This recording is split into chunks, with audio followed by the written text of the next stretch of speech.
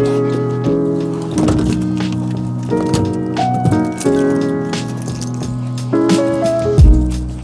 it going, everyone? This is Kevin. Today I want to bring you along with me to talk about why future prospective clients aren't going to value your time and skills. So let's jump right into it.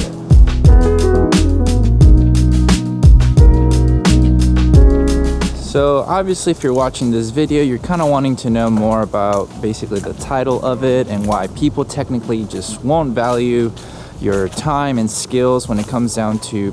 basically creating things for prospective clients. A lot of the times, whether you're freshly new or even have had a lot of clients but not really up there, since technically this isn't my full-time job itself. My main source of, I guess, income is my tennis academies, but I like to kind of give perspective of the things that I have to deal with tennis and also with the photography side and videography clientele that I have to do for people or for tennis clients and stuff like that too, because sometimes I'll have to do basically the recruitment videos and everything like that. So that's basically, I just want to cover why you should just kind of not take it to the heart when people don't value your time.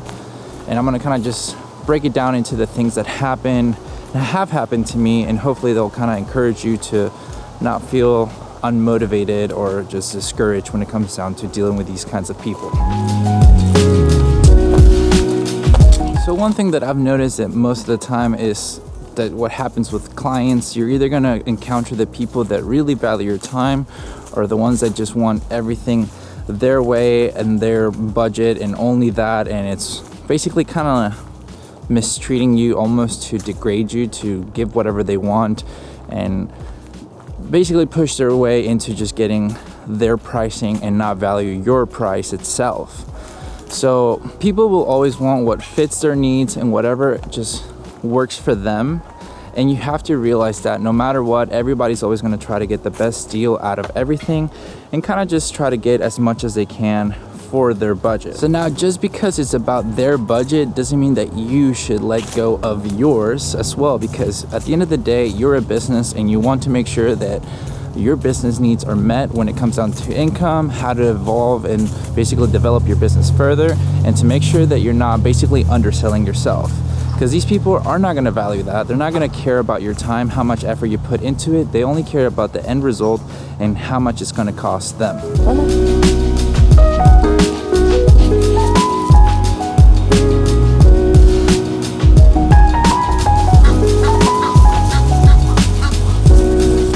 So now when it comes down to these opportunities and everything that's happening, a lot of times it feels like we need to just do whatever's in our means to kind of just get the opportunity. But I'm here to tell you that that's not a good thing to do from personal experience, just mainly because I don't believe that you should be selling yourself short when it comes down to your skills and your basically your time and gear and everything that you've invested in, because people don't realize that everything costs money regardless of what you're trying to get and what you're trying to get out of it. A lot of the time they're trying to find the person that will just say yes to the opportunity because it'll be good exposure for them, or maybe their portfolio, because they can get it for less money than just hiring the person they should have gone. And a lot of times that can work for their benefit, or it can work for your benefit too if it's something that you're really passionate about. But in reality, what that sets up is that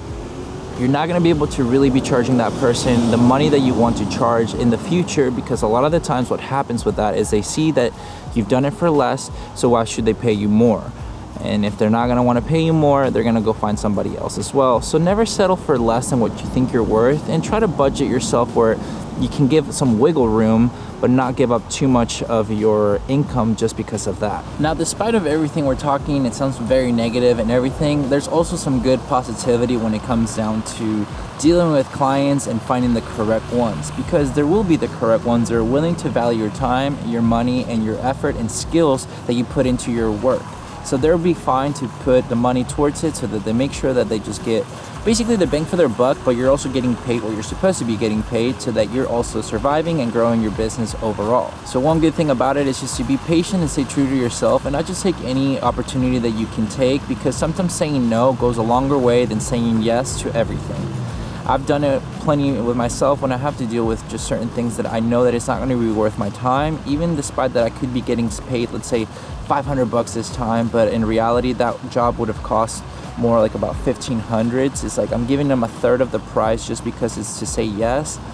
I felt that in reality, if you're saying no to the right things, you'll get the yeses to the better things. So staying patient with it and just staying true to yourself, don't sell yourself short. I think that goes a longer way than really just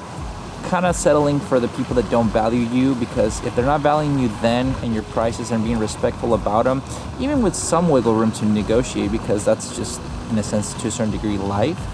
they're not going to value you in the long run either. Some people are going to be debating about it, and that's great. I mean, everybody's had different experiences, but I personally think that if you're starting to give discounts all the time, people are going to want discounts all the time, because they're not going to want to pay full price, because they go, well, last time you gave me 20% off, last time you gave me 50, this, whatever. They're always going to want the cheaper route, and if they're wanting to give you grief or hold that against you to say, hey, well, you know what, somebody else will do it for $350, why don't you lower your price for that? And if they're coming to you, well, it's a no-brainer to say no, because at the end of the day, they're the ones wanting your work and your time, but they just want to demean you and basically devalue your worth just to be able to get what they want. So stand your ground steady and just know that you can find the better prospective clients despite of having to deal with a lot of crappy ones, because then you'll find the ones that say, yes, you're worth it, yes, I want what you're doing, yes, this is great, and then they won't battle for it because they know that you're worth that,